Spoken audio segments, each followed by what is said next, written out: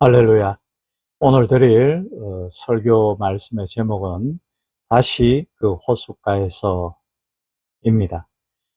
본문은 요한복음 21장 15절로 19절의 말씀입니다. 그들이 조반 먹은 후에 예수께서 시몬 베드로에게 이르시되 요한의 아들 시몬아 내가 이 사람들보다 나를 더 사랑하느냐 하시니 이르되 주님 그러하나이다. 내가 주님을 사랑하는 줄 주님께서 아시나이다.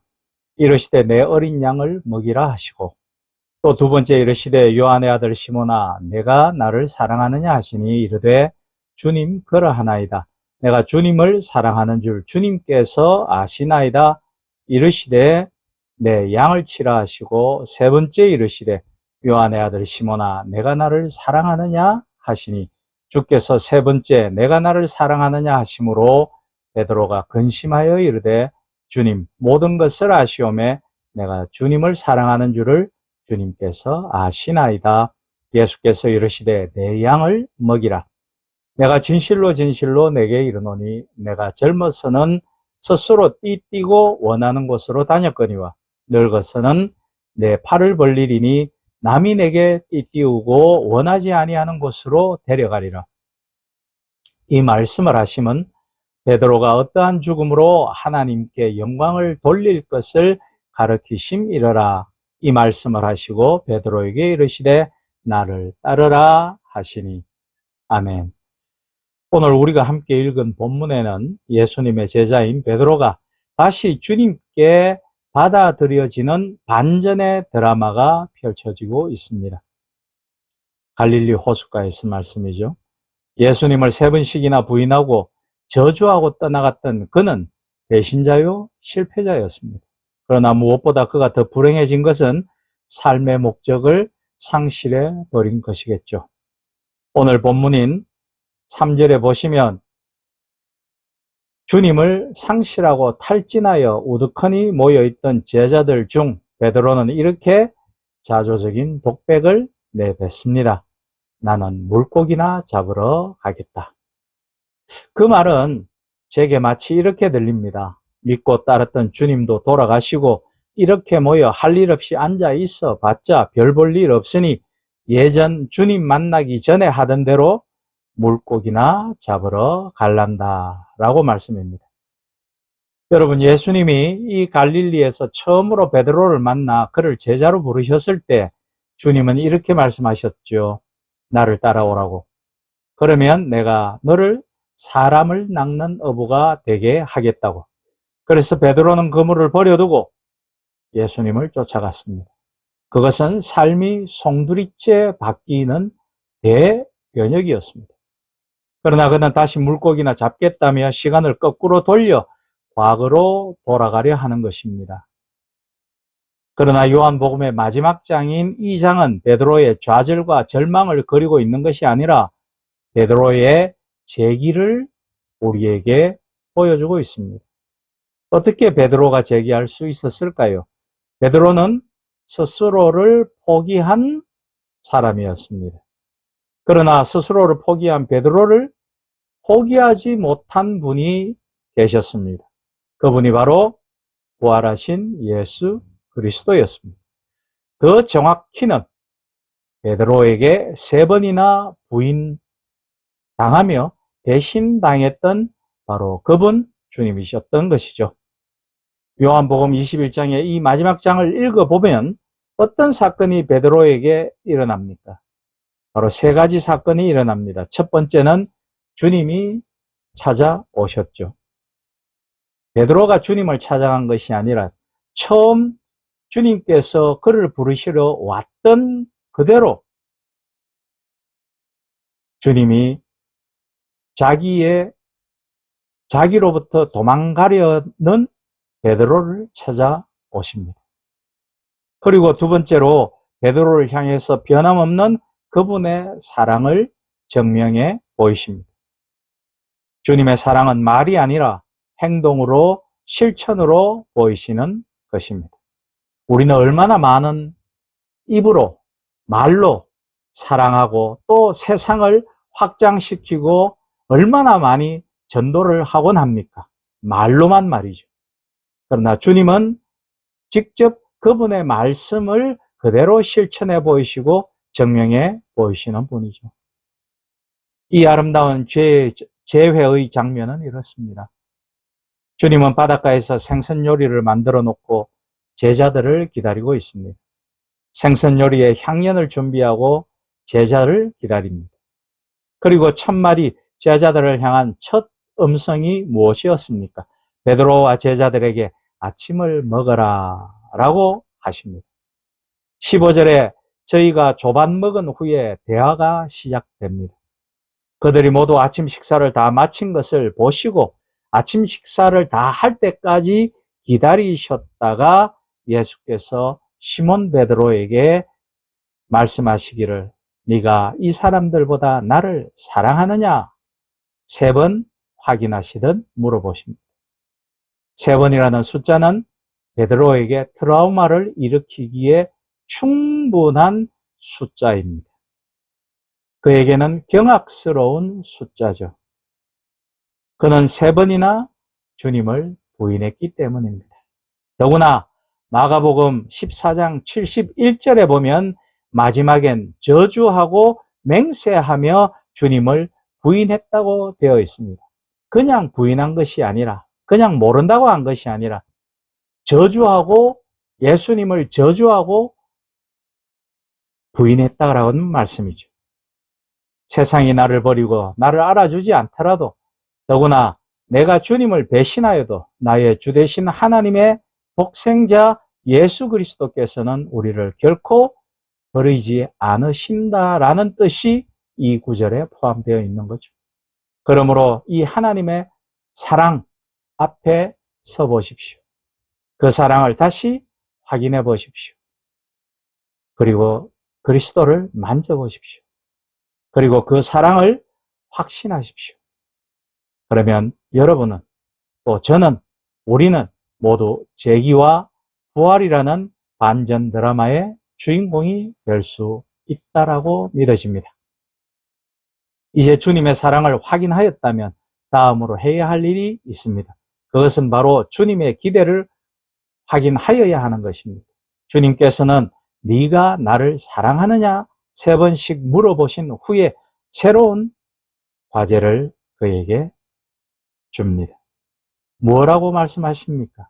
내 어린 양을 먹이라고. 예수님이 제자 베드로를 처음 만나셨을 때 무엇이라고 하셨습니까? 내가 너로 하여금 사람을 낚는 어부가 되게 하겠다 였습니다. 사람을 낚는 어부, 이것을 기독교적인 개념으로 말하자면 전도자의 사명을 부여받은 것이죠. 거기에 내 어린 양을 먹이라는 말씀은 목자의 사명까지 이제는 더해서 베드로에게 부여합니다. 마태복음 23장 15절에서 화 있을진저 외식하는 서기관들과 바리새인들이여 너희는 교인 한 사람을 얻기 위하여 바다와 육지를 두루 다니다가 생기면 너희보다 배나 더 지옥 자식이 되게 하는도다 라고 말씀하신 의미 중에 하나는 주님은 외식하는 바리새인들과 사두개인들이 양육하고 교육시키고 돌보지 아니하는 것에 신앙적 한계를 이미 파악하시고 오늘 베드로에게 전도하는 것도 중요하나 양육하고 사랑을 전하고 그들을 교육시키고 하는 것이 중요하다는 명령을 베드로에게 주시는 것입니다. 다음으로 주님의 명령에 순종하여야 한다는 것이죠. 19절 마지막 부분에 보시면 주님이 베드로에게 어떻게 말씀하십니까? 베드로에게 이르시되 나를 따르라. 맨 마지막 절이죠. 사실 나를 따르라는 이 명령은 예수님이 갈릴리 호숫가에서 처음 베드로와 안드레 형제를 만났을 때 그때 주셨던 명령과 동일합니다. 나를 따라오라고. 베드로를 회복시켜 주시면서 다시 재기시켜 주시면서 다시 새로운 비전을 보게 하시면서 또다시 처음의 명령을 그들에게 주시는 것입니다. 나를 따르라고 말씀이죠. 그러나 따라갈 때 아마 주님은 다른 각오를 부탁하셨을지도 모르겠습니다. 사실 나를 따라오라는 것은 주님이 처음에만 그리고 마지막에만 하신 말씀이 아니죠. 시시때때로 주님은 이 말씀을 또 하셨습니다. 나를 따라오라고. 우리가 흔들릴 때마다 우리의 삶의 자리, 신앙의 자리에서 우리가 고꾸라지고 넘어지고 허방다리를 짚을 때마다 주님은 우리에게 말씀하십니다. 괜찮다. 털고 일어서 나를 따르라. 그 말씀이 우리의 뇌리 귀에 서치웁니다. 18절에 보시면 내가 진실로 진실로 내게 이르노니 젊어서는 내가 스스로 띠뛰고 원하는 곳으로 다녔거니와 늙어서는 내 팔을 벌리리니 남이 내게 띠띠우고 원치 아니하는 곳으로 데려가리라. 중요한 두 가지 대조적인 단어가 있습니다. 젊어서는 과 늙어서는.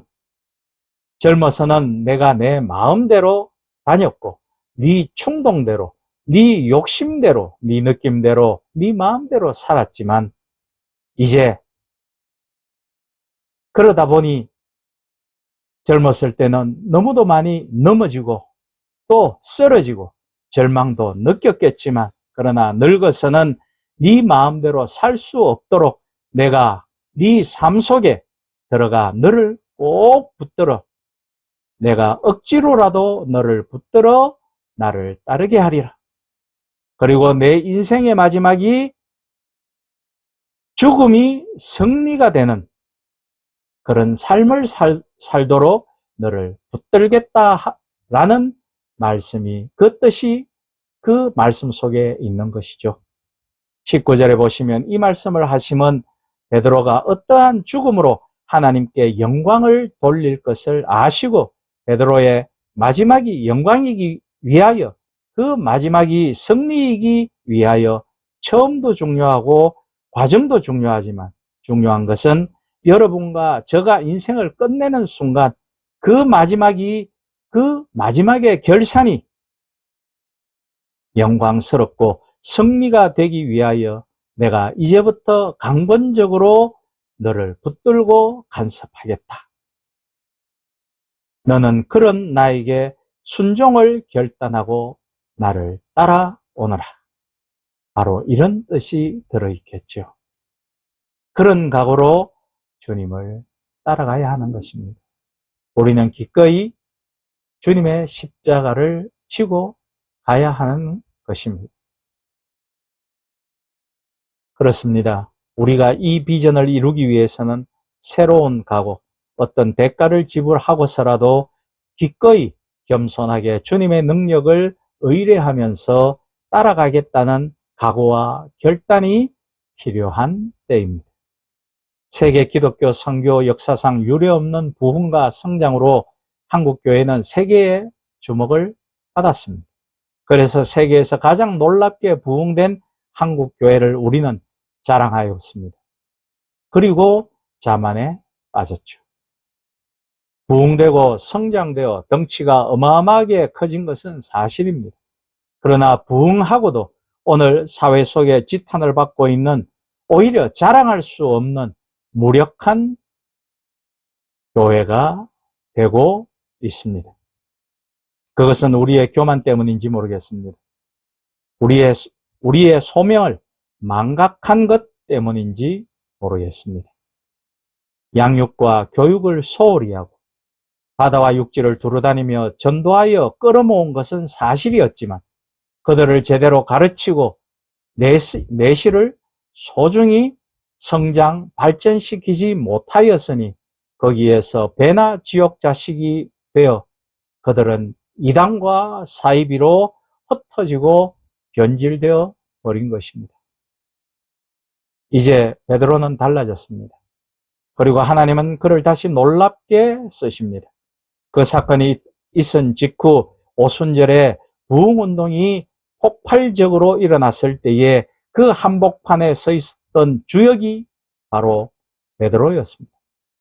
이제는 피상적인 자신감을 가지고 베드로가 일하는 것이 아니라 자기의 연약함을 알았기에 엎드려 성령의 능력을 힘입고 하나님의 도우심을 의지하면서 그는 세상을 변화시키는 사도로서 행동하고 실천하고 나아갈 수 있었던 것입니다.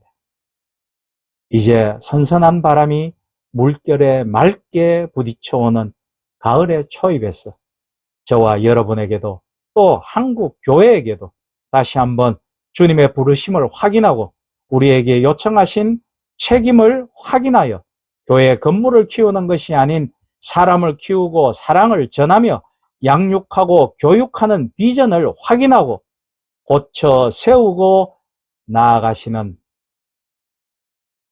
저와 여러분 그리고 한국 교회가 될 수 있기를 예수 그리스도의 이름으로 축복하고 부탁드립니다. 아멘.